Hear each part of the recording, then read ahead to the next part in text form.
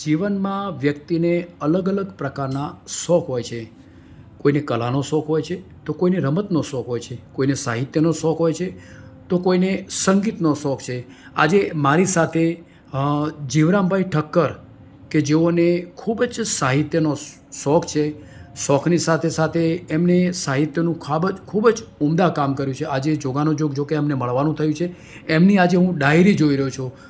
ડાયરીની અંદર પણ અલગ અલગ પ્રકારના સુવિચારો મને જોવા મળ્યા છે.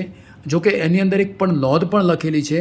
નોંધમાં એવું લખેલું છે કે બંને પૌત્રીને વધુ અભ્યાસ ભણાવવા માટે પાલનપુર ગયા. ત્યાં તારીખ 19/12/2010 રોજ પાલનપુર આવ્યા અને શાસ્ત્રીનગર મકાનની અંદર પોતે રહેવા ગયા.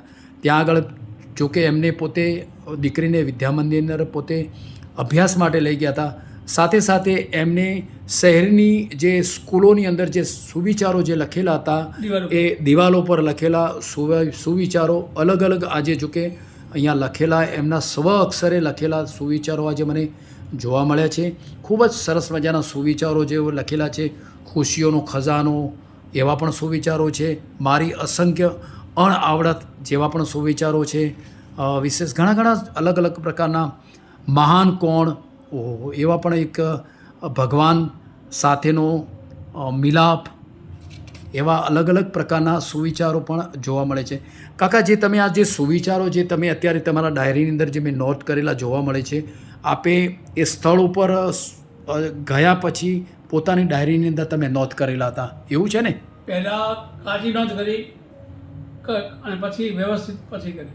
બરાબર. શરૂઆતની અંદર તમે પેલા કાચની નોંધ કરી અને ડાયરીની અંદર પછી તમે એક સરસ મજાની નોંધ કરી છે. બરાબર. તમારા સમયનો તમે સદુપયોગ કર્યો છે. આ રહી તમે ગયા પછી ત્યાં આગળ તમે જે સુવિચારો સારા સુવિચારો જોયા એ સુવિચારોનો તમે નોંધ કરી, તમે સમયનો સારો એવો સદુપયોગ કરી અને તમે એક સમાજને સારો એવો સંદેશો પાઠવ્યો છે. જો કે એમના દરેક નોટની અંદર અલગ અલગ પ્રકારના સારા એવા સુવિચારો જોવા મળે છે. એમના સુવિચારોથી ચોક્કસ એક સમાજને એક સારો એવો સંદેશો ચોક્કસથી જશે.